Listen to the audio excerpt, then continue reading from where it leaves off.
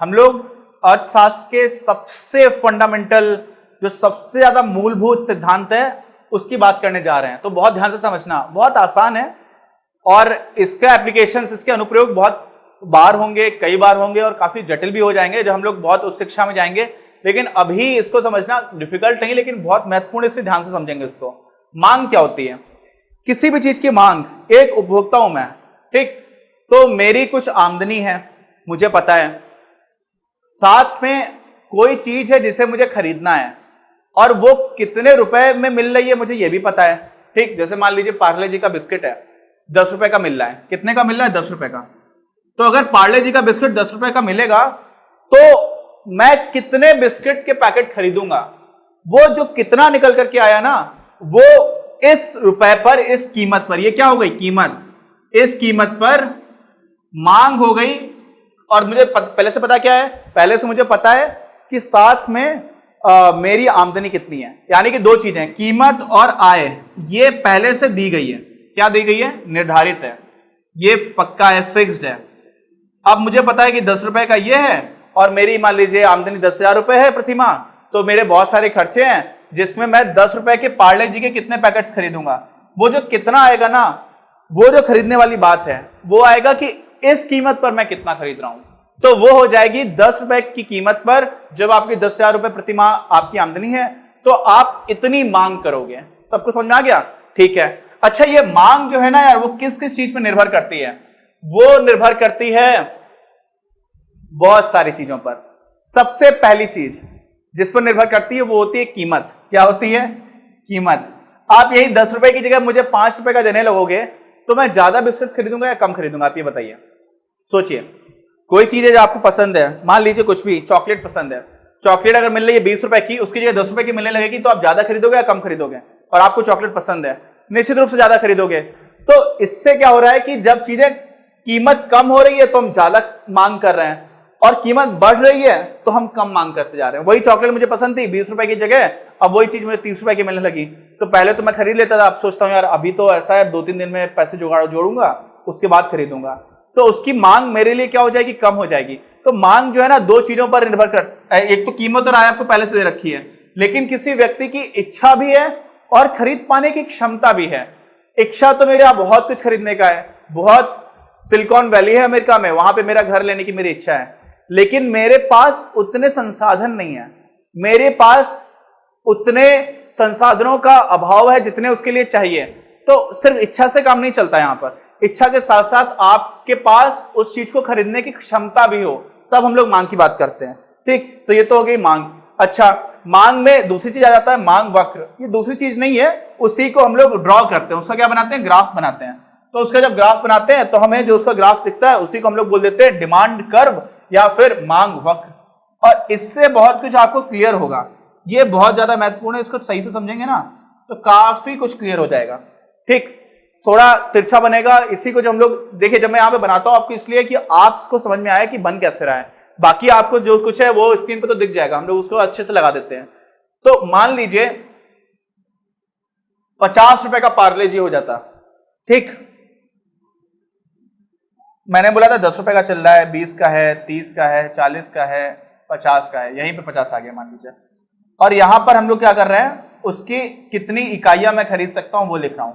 तो ध्यान रखिएगा कि हमेशा ही, अल्लाह हमेशा का मतलब एकदम हमेशा नहीं, लेकिन लगभग सारे केसेस में हम लोग ऊपर का जो है ना, ये ऊपर वाली लाइन, इस पर क्या लिखते हैं? इस पर हम लोग लिखते हैं कीमत। और जो आपका क्षैतिज है इसको बोलते हैं ऊर्ध्वातल, इसको बोलते हैं क्षैतिज। तो जो क्षैतिज लाइन है इस पे हम लोग क्या करते हैं? इस पे हम लोग लिखते हैं मांग, ठीक है। किसकी मांग? कितने इकाई होगी, कितनी इकाई आप खरीदोगे। तो ये मांग नहीं है, ये उस वस्तु की इकाइयां हैं जितना आप खरीदोगे। तो देखिए, जब 10 रुपए कीमत है, यहां 20 हो गई, यहां 30 हो गई, यहां 40 हो गई, 50 आपकी ये है। अब जब 10 रुपए का है तो मैं बोल रहा हूं कि यार मैं इतने खरीद सकता हूं, 3 पैकेट्स खरीद सकता हूं। ये 3 लिख दिया यहां पे, 1 2 3 4 5 6 7 8, ठीक। इतने पैकेट्स खरीद ले रहा हूं। और अगर 20 रुपए का हो जाएगा यार तो मैं 3 तो नहीं खरीद पाऊंगा, मैं कम खरीद पाऊंगा, ठीक। तो 20 का हो गया तो मैं 2 ही खरीद पा रहा हूं मान लीजिए। 30 का कर दोगे तो और कम खरीद पाऊंगा,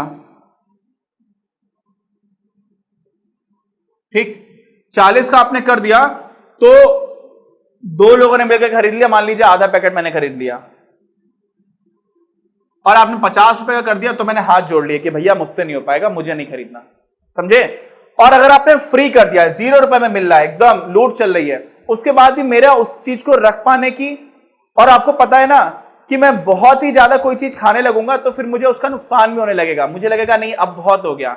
आप मुझे दिन भर पार्ले जी खिलाते रहोगे तो मुझे उसको देख करके उल्टी आने लग सकती है पहले से ही, है ना। तो इसलिए बहुत आप फ्री भी कर दोगे फिर भी मैं बहुत ज्यादा नहीं खरीदूंगा। मान लीजिए कि मैं 9 पैकेट खा लेता हूं एक बार में, ठीक, इससे ज्यादा नहीं खा पाऊंगा। तो ये आपका इधर हो गया, ये आप इनको ऐसे मिला दोगे तो ये जो आपका वक्र बनकर के आ रहा है इसी को हम लोग बोलते हैं क्या है, मांग वक्र। क्या बोलते हैं, मांग वक्र। बहुत ध्यान से समझना यार, बहुत ही आसान है लेकिन इसी पर बहुत कुछ आएगा। अब हो क्या रहा है देखो, इसमें जो बना है वो उतना अच्छा नहीं बना लेकिन आपको स्क्रीन पर अच्छा दिख भी रहा होगा, ठीक। अभी आप इसको समझो, यहां पर जब 50 रुपए कीमत है तो मैं एक भी पार्ले जी नहीं खरीद रहा।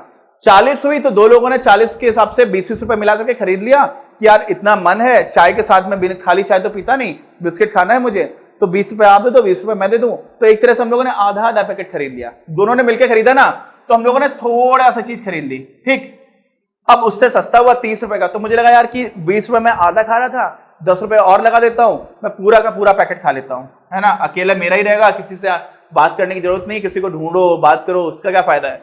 फिर क्या हुआ, और सस्ता हो गया 20 का, तो मुझे लगा कि ठीक है यार ऐसा करते हैं 2 पैकेट खरीद लेते हैं, आज एक खा लूंगा एक कल खा लूंगा, कोई दिक्कत की बात नहीं है। और 10 रुपए है तो मैं 3 पैकेट्स खरीद रहा था। लेकिन जब फ्री में हो गया तो मैंने बहुत सारे उठाना स्टार्ट किया, खाता गया, मैं 9 खा पाया, उसके बाद से मुझे लगा अब नहीं यार, अब खाऊंगा तो उल्टी हो जाएगी, पूरा दिमाग खराब हो जाएगा। तो आप 9 से ज्यादा तब भी नहीं खा रहे थे। तो ये जो ऐसे करके जो अलग अलग कीमत पर आप किसी चीज की कितनी मांग कर रहे हो, ये कोई एक उपभोक्ता है वो 50 रुपए पर पार्ले जी बिस्किट की 0 मांग करता है, 40 रुपए पर जब हो जाता है बिस्किट का पैकेट तो 2 की मांग करता है, आधे की, सॉरी, जब 30 हो जाता है तो 1 की मांग करता है। तो किस कीमत पर वो कितनी मांग कर रहा है, जब हम उसी को बना देते हैं ऐसे करके ग्राफ पर तो उसको बोल देते हैं मांग वक्र, और इंग्लिश में उसको क्या बोलते हैं, डिमांड कर्व। अच्छा, इसमें क्या है, मैंने आपको बोला था कि हम लोग जब डिमांड कर्व की बात करेंगे तो जो हमारा ह्रासमान उपयोगिता नियम था जिसको हम लोग बोलते हैं law of diminishing marginal utility, उसकी भी बात करेंगे। तो उसका कहां पर, यहां पे तो बात की नहीं है। अब अच्छा देखो, बच्चे ऐसे ऐसे करके स्लाइड करते हैं ना, स्लाइड होती है वो तो काफी सीधा रहता है, लेकिन यहां पर किसी बच्चे को बैठा लोगे और तो ये ऐसे करके फिसल जाएगा, नीचे चला जाएगा। तो पहली चीज तो ये है कि ये नीचे जाने वाला कर्व है। देखो मांग, ये यहां पर वस्तुएं बढ़ रही हैं, नीचे जाने वाला ऊपर जाने वाला कर्व कैसा होता है, नीचे जाने वाला ऐसा है, ऊपर जाने वाला ऐसा होगा, ठीक। तो ये तो नीचे जाने वाला है, इसकी प्रकृति नीचे जाने वाली है ना। इसका मतलब क्या हुआ कि कीमत ज्यादा है तो कम मांग होगी, जितनी वस्तुओं की मांग की जा रही है या जितनी इकाइयों की मांग की जा रही है वो कम हो जाएगी। इसी को हम लोग क्या बोलते हैं, law of demand. Law of demand सबसे ज्यादा महत्वपूर्ण नियमों में से एक है जब हम लोग अर्थशास्त्र की बात करते हैं। हिंदी में इसको क्या बोलते हैं, मांग का सिद्धांत, ठीक है, या नियम भी बोल सकते हैं। ये क्या बोलता है, ये बोलता है यार कि आप चीज महंगी करोगे तो लोग कम मांग करेंगे। देखो महंगी कर दी तो कम मांग होती चली जा रही है, और आप सस्ता करते जाओगे तो मांग बढ़ती चली जाएगी। ये हो गया। अच्छा, अभी भी मैंने आपके ह्रासमान उपयोगिता नियम का कुछ बताया नहीं, अब उसको समझते हैं। मैंने आपको बताया था वहां पर कि कोई चीज है उसको आप ज्यादा कंज्यूम करते जाओगे तो जो एडिशनल यूनिट कंज्यूम करोगे, जो अगली चीज आप कंज्यूम करोगे, जिस अगली चीज का आप उपभोग करोगे, तो आपको उतना ज्यादा संतुष्टि नहीं मिलेगी जितनी पहले मिल रही थी, या ना। यही तो वो नियम कहता था। इसका मतलब क्या हुआ कि आप कोई अगली चीज जब कंज्यूम करोगे तो आप उसके लिए उतने पैसे नहीं दोगे जितने आप पहले दे रहे थे। समझ में आई बात? समझिए, मुझे एक बिस्किट का पैकेट खाना है तो मैं उसके लिए 10 रुपए दे रहा हूं, लेकिन मुझे अगला भी आप खिला रहे हो तो मैं 10 नहीं दूंगा। क्यों? क्योंकि मुझे लग रहा है कि इससे उतना अच्छा नहीं लगेगा, उतनी ज्यादा संतुष्टि नहीं होगी जितनी मुझे पहली खा करके हुई थी। तो मैं दूसरा पैकेट तब खरीदूंगा जब वो चीज सस्ती हो जाए। और यहां पर वही देखिए, जब सस्ती हो जा रही है तभी मांग बढ़ रही है। मतलब क्या हुआ, इसी में आप 30 से 20 पर आए तो यहां पर मांग बढ़ गई। पहले तो इतनी ही मांग थी, कितनी मांग थी, एक इकाई थी, लेकिन जैसे आप 30 से 20 रुपए पर आए तो एक इकाई के साथ एक इकाई और बढ़ गई तो 2 हो गई मांग। तो मांग बढ़ कब रही है जब आप नीचे जा रहे हो। और ये होगा भी क्यों? क्योंकि ह्रासमान उपयोगिता नियम, law of diminishing marginal utility, यही तो बताता है कि अगर आप और खाओगे तो आपको जो अतिरिक्त बेनिफिट हो रहा है, जो आपके लिए उसकी अतिरिक्त उपयोगिता है, जो आपको उपयोगिता और मिल रही है, वो कम होती जा रही है। इसलिए आप उसके लिए उतने पैसे नहीं दोगे जितने आप पहले दे रहे थे। तो हमारा जो मांग वक्र है वो भी हम लोगों ने देख लिया, मांग भी देख लिया, मांग किन किन चीजों पर निर्भर करती है वो भी देख लिया। और इस कॉन्सेप्ट को आप बहुत अच्छे से देख लें। अभी हम लोग इसी चैप्टर में और भी बात करेंगे, लेकिन ये बहुत ही मूलभूत, बहुत महत्वपूर्ण सिद्धांत है, समझे।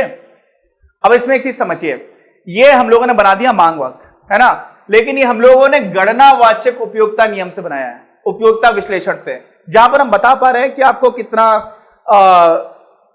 आप कंज्यूम करोगे, कितना आप उपभोग करोगे तो आपको कितना फायदा होगा, कितना और ज्यादा संतुष्टि होगी। वही तो हम लोगों ने गणनावाचक में देखा था, जहां पर आप उपयोगिता को एक संख्या दे पा रहे थे। आप बता रहे थे ये चीज आपके लिए इतना उपयोगी है, ये चीज 15 इकाई उपयोगी है, ये चीज 20 इकाई उपयोगी है।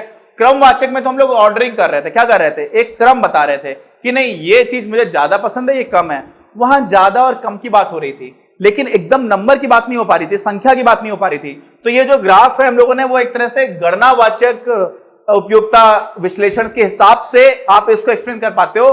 कैसे एक्सप्लेन किया था हम लोगों ने कि आपके लिए जो अतिरिक्त क्या होगा, सीमांत उपयोगिता होगी, वो घटती जाएगी। इसलिए आप अतिरिक्त पैसा जो आप दे रहे हो कुछ और खरीदने के लिए, वो भी कम होता जाएगा।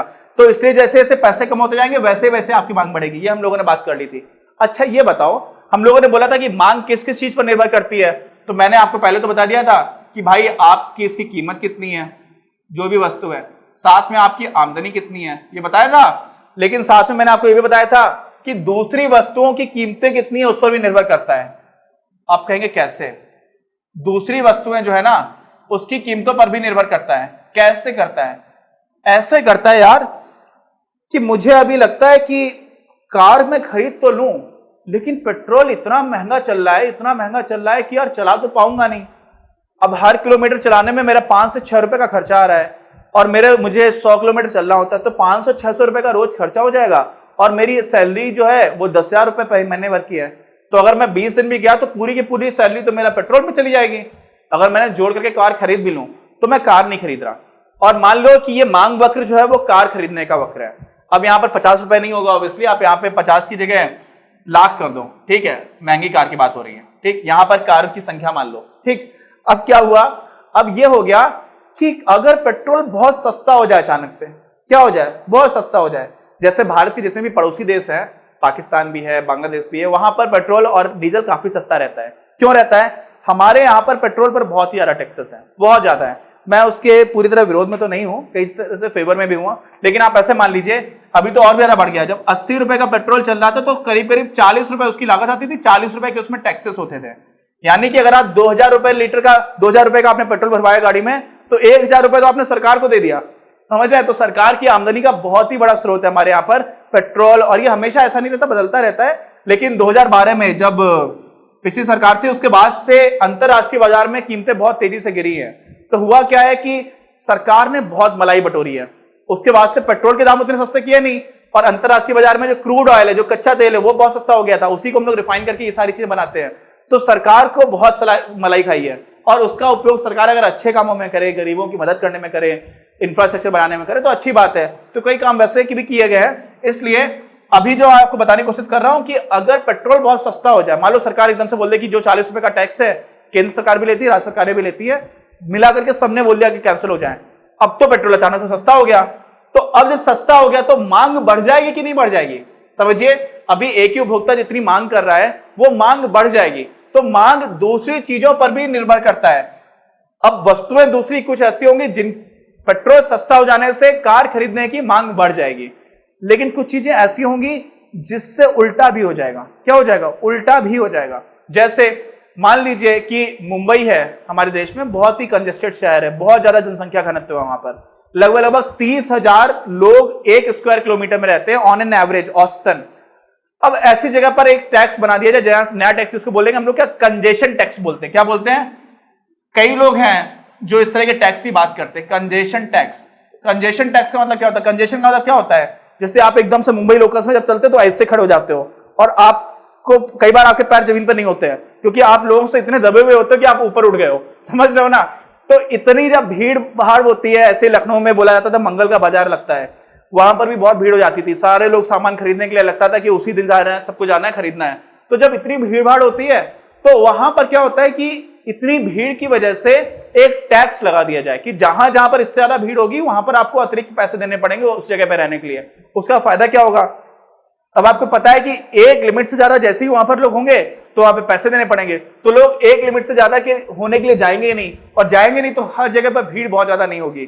तो ऐसे ही अगर ट्रैफिक में कंजेशन टैक्स लगा दिया जाए मुंबई में कारों के ऊपर कि अब आपको टैक्स देना पड़ेगा, तो कार की जो मांग है वो कम हो जाएगी। क्यों? क्योंकि लोग सोचेंगे यार कार रखो, एक तो रास्ते में जा रहे हो, आपको तो पता नहीं है, आप अकेले तो सब कुछ देख नहीं सकते, अचानक से पता चल गया कि अरे इसमें तो बहुत भीड़ हो गई, अब आपको टैक्स पे करना है। और अब तो सब कुछ टेक्नोलॉजी से चल रहा है, तो आपका एक अकाउंट है, वहां से अपने आप 5 रुपए या 10 रुपए या 50 रुपए जितनी की भी जो टैक्स है वो कट गया, तो आपको लगेगा कि यार क्या फायदा कार खरीदने का, है ना। तो एक तरह की चीज आपने देखी, पेट्रोल सस्ता हो जाएगा तो आप कार ज्यादा खरीद रहे हो, कंजेशन टैक्स आ जाएगा तो आप कम खरीद रहे हो। तो दो तरह की चीजें होती हैं, इनको हम लोग बोलते हैं इंग्लिश में क्या बोलते हैं, दो तरह की चीजें होती है, एक होते हैं सब्स्टिट्यूट्स, क्या होते हैं सब्स्टिट्यूट्स, और दूसरे होते हैं कॉम्प्लीमेंट्स, क्या होते हैं कॉम्प्लीमेंट्री गुड्स होते हैं। ठीक, तो कॉम्प्लीमेंट्री गुड्स, अब गुड्स या हम लोग वस्तु और सेवाओं की दोनों के साथ बात करते हैं, इसी को हम लोग क्या बोल देते हैं, हिंदी में बोलते हैं प्रतिस्थानापन्न। प्रतिस्थानापन्न मतलब कि अगर आप इसी को किसी दूसरी चीज से बदल पाओ, जैसे मान लो मुझे पार्ले जी का बिस्कुट की मैंने बात की थी, अब पार्ले जी की जगह कोई दूसरे बिस्किट्स है, ब्रिटानिया का है, तो मुझे लगता है कि यार ब्रिटानिया का बिस्कुट सस्ता हो गया, कैसा हो गया, सस्ता हो गया, और मुझे तो चाय के साथ बिस्किट खाने की आदत है, अभी थोड़ी कि पार्ले जी का ब्रिटानिया भी खा सकते हो, और ब्रिटानिया सस्ता हो गया, तो बताइए कि मैं पार्ले जी का बिस्किट अब खरीदूंगा या नहीं खरीदूंगा, नहीं खरीदूंगा, क्योंकि मुझे दूसरी चीज सस्ती मिलने लगी। तो अगर कोई ऐसी चीज है जिसको मैं प्रतिस्थापित कर पाऊं, मैं पार्ले जी के बिस्किट को प्रतिस्थापित कर सकता हूं ब्रिटानिया के बिस्किट से, और अगर वो प्रतिस्थापित की जाने वाली चीज सस्ती हो गई तो फिर मैं पार्ले जी के बिस्किट की मांग कम कर दूंगा, तो ये पूरी की पूरी मांग इधर शिफ्ट हो जाती है, वो बाद में आपको बताऊंगा, कम हो जाएगी मांग। इसका मतलब क्या हुआ, इसका मतलब ये हुआ कि अगर प्रतिस्थानापन्न कोई वस्तु है, अगर कोई सब्स्टिट्यूट अवेलेबल है, सब्स्टिट्यूट हम लोग क्रिकेट खेलते थे, है ना, तो कभी कभी होता था किसी के पैर में चोट लग गई तो एक सब्स्टिट्यूट बुला लिया, तो जो आकर के नया खिलाड़ी होता है ना, आपने वाकई क्रिकेट जो नहीं खेलते यार उन्होंने भी देखा होगा टीवी पे होता है कि सब्स्टिट्यूट बुला लिया जाता है। तो सब्स्टिट्यूट क्या होता है, सब्स्टिट्यूट वो खिलाड़ी होता है, तो जैसे मान लो रोहित शर्मा बैटिंग कर रहा है तो चोट लग गई और शिखर धवन नहीं खेल रहा है तो उस मैच में, तो शिखर धवन को बुला दिया कि आओ तुम फील्डिंग कर दो, या रविंद्र जडेजा के साथ बहुत होता है ऐसा, रविंद्र जडेजा को कई बार फील्डिंग करने के लिए बुला लिया तो क्योंकि फील्डिंग बहुत अच्छी करता है, तो रविंद्र जडेजा को जब बुला लिया तो रविंद्र जडेजा एक सब्स्टिट्यूट है किसके लिए, रोहित शर्मा के लिए, तो बोला जाएगा Ravindra Jadeja is the substitute for Rohit Sharma. ठीक, ऐसे ही क्या हुआ, ऐसे ही यहां पर जो ब्रिटानिया का बिस्कुट है वो क्या है, वो बिस्किट एक सब्स्टिट्यूट है पार्ले जी के बिस्किट का, और अगर सब्स्टिट्यूट सस्ता हो जाता है तो मांग गिर जाती है। क्यों? क्योंकि लोग सब्स्टिट्यूट खरीदने लगेंगे, समझ रहे ना आप। तो अगर सब्स्टिट्यूट सस्ता हो जाता है तो क्या हो जाती है, मांग क्या हो जाती है, कम होने लग जाती है, समझ रहे हो। लेकिन मैंने आपको बताया था कॉम्प्लीमेंट्री गुड्स, यानी कॉम्प्लीमेंट्री को क्या बोलते हैं, पूरक बोलते हैं, हिंदी में क्या बोलते हैं, पूरक। अच्छा, कार का उदाहरण दिया था, पेट्रोल का उदाहरण दिया था, अगर पेट्रोल सस्ता हो जाए तो कार की मांग बढ़ जा रही है। देखो यहां पे ब्रिटानिया बिस्कुट सस्ता हो रहा है तो पार्ले जी के बिस्कुट की मांग क्या हो जा रही है, कम हो जा रही है। क्यों? क्योंकि दोनों एक दूसरे के लिए सब्स्टिट्यूट्स हो सकते हैं, प्रतिस्थानापन्न है। लेकिन अगर कार और पेट्रोल की बात कर रहे हो तो क्या हो रहा है, पेट्रोल सस्ता हो रहा है तो कार की कीमतें बढ़ हो रही हैं। क्यों? क्योंकि एक दूसरे के वो कॉम्प्लीमेंट्री हैं, एक चीज सस्ती होगी तो दूसरे की मांग बढ़ेगी। ऐसे ही कार, अब समझिए, तो यहां पर हम लोग कार और जब पेट्रोल की बात करेंगे तो क्या बोलेंगे, वो एक दूसरे के लिए कॉम्प्लीमेंट्री हैं, पूरक वस्तु में हैं, समझे। तो अब आपको यहां से समझ में आ रहा होगा कि यार जो मांग है ना वो सिर्फ अपने जो भी वस्तु है उसकी कीमत पर निर्भर तो करती है, खरीदने वाले की आय पर भी निर्भर करती है, खरीदने वाले की रुचि पर भी निर्भर करती है। रुचि तो बहुत सारी है कि उसके बाद उसकी वरीयता क्या है, वो हो सकता है कि उसके लिए शादी में पैसे खर्च करना बहुत बड़ी वरीयता हो। आजकल हमारे समाज में बहुत सारे लोग तबाह कर देते हैं पैसे, शान और शौकत में दिखाएंगे, पता नहीं किसको दिखाना है, बर्बादी में पैसे बर्बाद किए जा रहे हैं। अपने बच्चियों को पढ़ाएंगे नहीं, बच्ची के दहेज के लिए पैसे इकट्ठे कर लेंगे, बच्ची की शादी के लिए कर लेंगे, लेकिन बच्ची को पढ़ाएंगे नहीं। ऐसा नहीं बनाएंगे कि बच्ची काबिल बन जाए, है ना। वो अभी भी सोच बहुत कम लोगों की है कि भाई उसको पढ़ा लिखा दो, वो खुद ज्यादा अच्छा लड़का ढूंढ करके ले आएगी, और उसमें तो दिक्कत है, वहां पे जातिवाद आ जाती है। खैर ये सब बात अलग है, हम लोग समाज शास्त्र या फिर राजनीति शास्त्र पढ़ेंगे तो उसमें बात करूंगा। लेकिन मैं अभी आपको बता क्या रहा हूं, बताना ये चाह रहा हूं कि आपकी वरीयता क्या है, आपके पास उतने ही पैसे थे, आप उतने पैसे से साइकिल खरीद सकते हो, उतने ही पैसे से आप कुछ और खरीद सकते हो। तो आपकी वरीयता क्या है? तो रुचि और वरीयता की बात भी आ जाती है, समझे? तो ये सारी चीजें तो निर्धारित करती हैं, लेकिन साथ में दूसरी वस्तु की कीमत कैसी चल रही है वो भी निर्धारित करती है। किसको? मांग को। किसको? मांग को। तो हम लोगों ने यहां पर जो बहुत ही बेसिक कॉन्सेप्ट था उसको पढ़ा। अब इसी में हम लोग आगे की बात अपने अगले वीडियो में करेंगे। अपनी क्लास का उद्देश्य आप सभी के लिए आप ही की भाषा में गुणवत्तापूर्ण शिक्षा उपलब्ध कराना है। कक्षा 12 तक के सभी प्रमुख विषयों पर हम वीडियोस बना रहे हैं और कुछ विषयों पर वीडियोस आपके अपने चैनल अपनी क्लास की ही अन्य प्लेलिस्ट पर अपलोड भी हो चुके हैं। ज्ञान के प्रकाश से देश को सशक्त बनाने के हमारे इस प्रयास में इस चैनल को सब्सक्राइब करके और लोगों के साथ शेयर करके अपना बहुमूल्य योगदान जरूर दें। पढ़ेगा इंडिया तो बढ़ेगा इंडिया।